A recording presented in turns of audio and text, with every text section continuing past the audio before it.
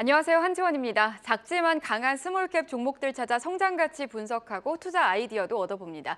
스몰캡 전략 하이투자증권 이상원 연구원과 함께합니다. 연구원님 어서 오세요. 예, 안녕하십니까. 네, 오늘 어떤 종목 가지고 오셨습니까? 오늘은 두 종목 가져왔는데 텔레칩스하고 갤럭시와 머니트리 가져왔습니다. 네. 먼저 말씀하시죠. 텔레칩스 먼저 설명 부탁드립니다. 예, 텔레칩스 같은 경우에는 차량용 반도체 팹리스 전문 기업으로서 전장용 인포테인먼트 AP를 주로 생산을 하는 기업입니다. 네, 텔레칩스에 대해서 간단하게 설명을 해주셨는데 좀 더 자세하게 설명 부탁드립니다. 지금 현재 매출처는 현대 기아차가 한 70% 정도 차지하고 있고, 이 부분에 대해서 매출이 현대 기아차가 어느 정도 매출을 하느냐에 따라서 연동되는 구조인데, 올해 들어서는 현대 기아차 해외 판매량이 증가할 뿐만 아니라 더 중요한 거는 매출처가 좀 다각화되고 있습니다. 그래서 일본의 애프터마켓 시장의 매출이 좀 증가되고 있고, 동남아시아의 비포마켓 시장에서의 매출이 증가되고 있기 때문에 3분기 누적으로도 매출 성장률이 또 증가되고 있고, 실적 같은 경우도 그거에 따라서 많이 개선되고 있는 추세입니다. 네, 연구원님께서는 텔레칩스가 유럽의 글로벌 업체 등으로 고객사가 확대가 되면서 이제 매출 성장이 가속화될 것이다 이렇게 보셨는데요. 관련해서도 좀 짚어주시죠.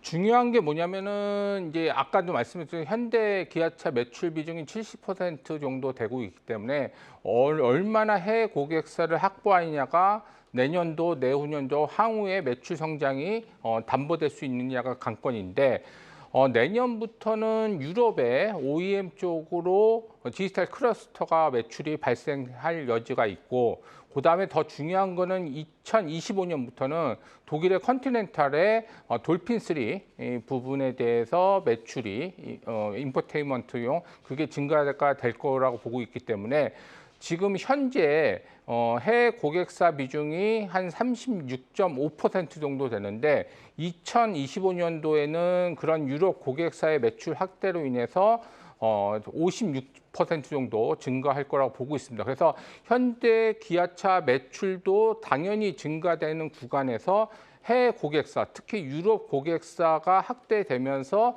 매출 비중이 증가되는 구조이기 때문에 2025년의 매출은 현재보다도 엄청나게 좀 증가되면서 실적이 개선될 것이다. 그렇게 포인트로 보시면 될 것 같습니다. 네, 그리고 또 텔레칩스가 차량용 칩 사업 확대를 위해서 칩 개발에 집중을 하고 있다고 합니다. 이와 관련해서도 좀 짚어주실까요?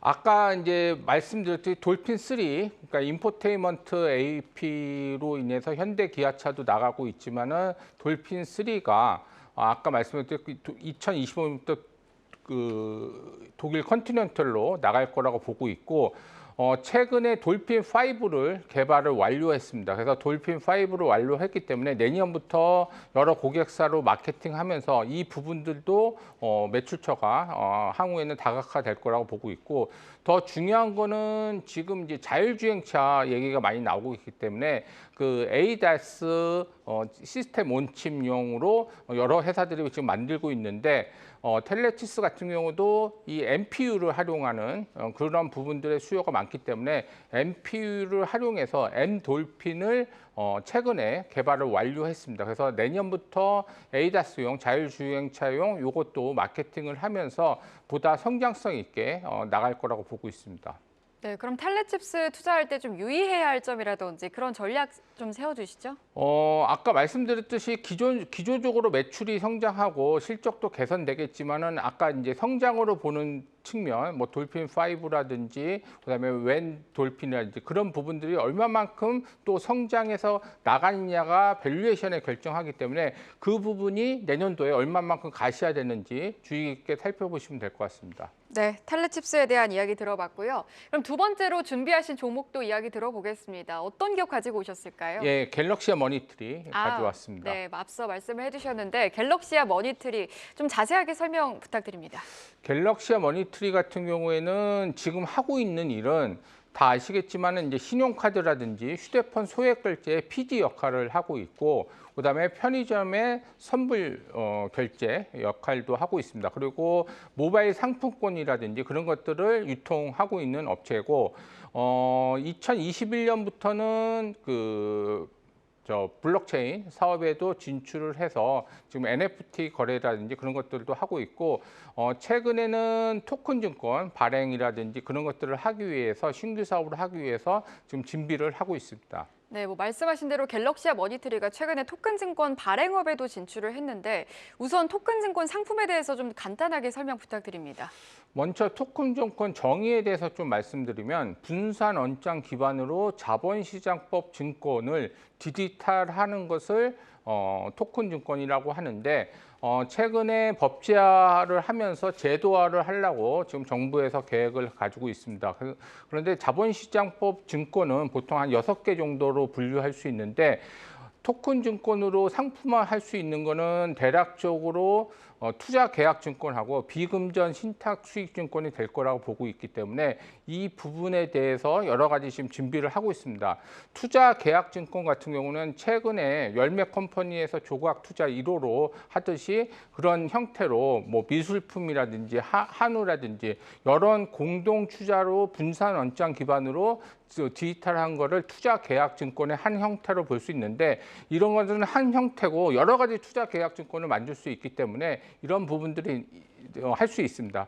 근데 투자 계약 증권을 발행하기 위해서는 금감원에 발행 신고서를 제출을 하고 우리가 IPO 하듯이 승인을 받아야 됩니다. 그래서 최근에 열매 컴퍼니가 12월 13일 날 받아서 지금 청약을 했고 청약도 지금 아주 흥행이 성공을 했습니다. 그래서 그런 부분들에 대해서 발행을 했는데 아쉬운 거는 뭐냐면은 발행만 가능하고 유통이 안 됩니다. 그렇기 때문에 다시 뭐 3, 4년 뒤에 경매를 활용해서 그거를 팔게 되면은 다시 나눠주는 배분하는 제도가 있기 때문에 지금 유통이 안 되기 때문에 이런 유통을 하기 위해서 지금 자본시장법과 전자증권법을 개정 중에 있습니다. 지금 국회 계류 중에 있기 때문에 이게 통과가 되면은 투자계약증권이 발행을 유통을 할 수 있는 길이 열릴 거라고 보고 있습니다.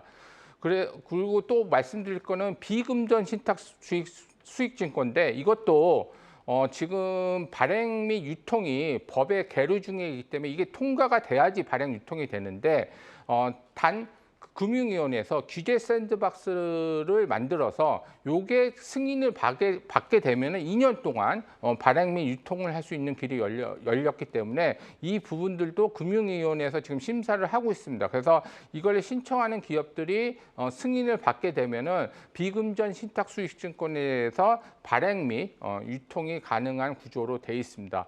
요거를 이제 장하게 말씀드리는 이유는 뭐냐면 갤럭시와 머니터리 같은 경우에도 이제 증권신고서 같이 금감원에 제출을 하면서 한 3개 정도를 발행을 하려고 지금 계획을 하고 있고 비금전 신탁 수익증권이라도 금융위원회 샌드박스에 신청을 해서 이것도 한 3개 정도 발행을 계획하고 있습니다. 그렇기 때문에 한 6개 정도 내년도에 가시화된다고 치면은 지금 토큰 증권 발행 자체는 거의 초기화 단계이기 때문에 선점 효과가 있는 부분이 있고 더 중요한 거는 이제 국회에서 통과가 되면은 이게 이제 그 제도화가 되면서 유통도 할 수 있기 때문에 이런 부분에 대한 저기는 시장이 많이 커지면서 갤럭시와 머니터리도 초기 시장을 선점하면서 성장성이 좀 가속화될 수 있는 부분이 있다. 그렇게 보시면 될 것 같습니다. 네, 최근에 이 토큰 증권 시장에 대한 관심도가 높아지면서 관련주들이 좀 급격하게 올랐다가 또 최근 들어서는 좀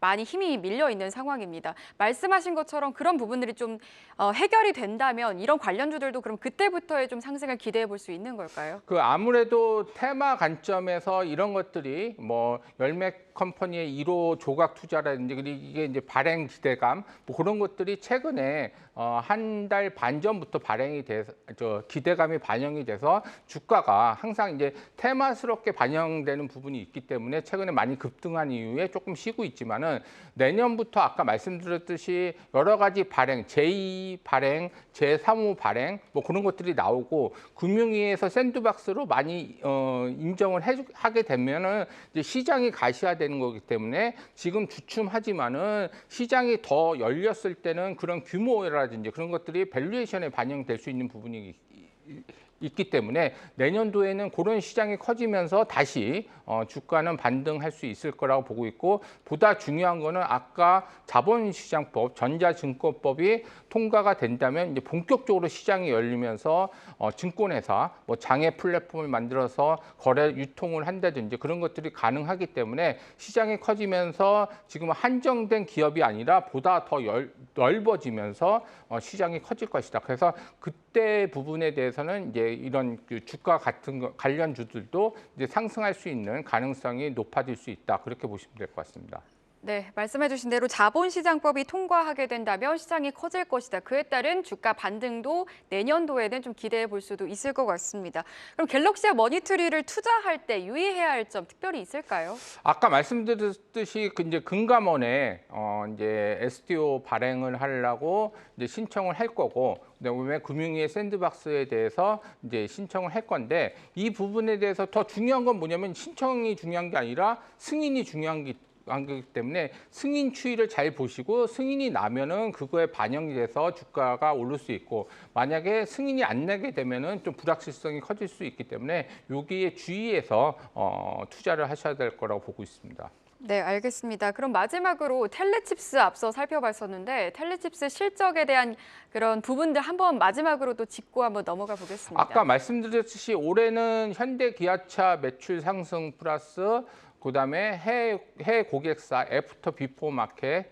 특히 일본 쪽 동남아 쪽의 매출이 상승을 주도하면서 실적이 자연스럽게 개선이 됐고, 내년부터는 확실하게 유럽 쪽의 매출이 고객사를 확보하면서 디지털 클러스터 쪽으로 가고, 내후년에는 독일 컨티넨탈로 더 큰 매출 상승을 갈 수 있기 때문에 그런 매출 상승으로 인한 부분이 실적을 개선시킬 수 있고, 그리고 내년 제가 이제 두 종목에 대해서 보는 거는 지금 현재를 보는 게 아니라 내년도를 보는 건데, 그 CES에서도 모빌리티, 자율주행차가 강조될 거라고 보고 있기 때문에 분명히 이런 부분들에 대한 성장성이 부각되면서 텔레치스도 지금 CES가 이제 1월 7일부터 1월 9일 내년도에 이르러서 며칠 안 남았기 때문에 그런 부분들도 조금 수혜를 받을 수 있는 부분이 있다. 그렇게 보시면 될 것 같습니다. 네, 내년도 또 곧 있을 CES에 대한 기대감까지 챙겨가면서 오늘은 텔레칩스와 갤럭시와 머니트리에 대해서 얘기 나눠봤습니다. 하이투자증권 이상원 연구원과 함께했습니다. 오늘 말씀 고맙습니다. 예, 고맙습니다.